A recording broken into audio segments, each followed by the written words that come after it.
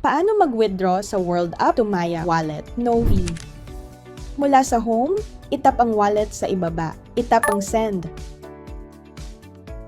Pindutin ang World Coin. Sa search bar, itype ang Maya Plus. Siguraduhin na tama at may verified badge ang Maya Plus bago pindutin.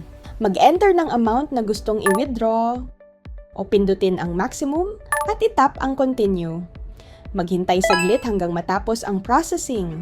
Pindutin ang confirm send. Maghintay saglit. Ilagay ang mga sumusunod na detalye tungkol sa iyong Maya account. Piliin ang personal bilang purpose, ilagay ang iyong registered Maya number, at ilagay ang iyong account name at itap ang confirm. Itap ang done. Pumunta na sa iyong Maya account at i-check ang balance mo.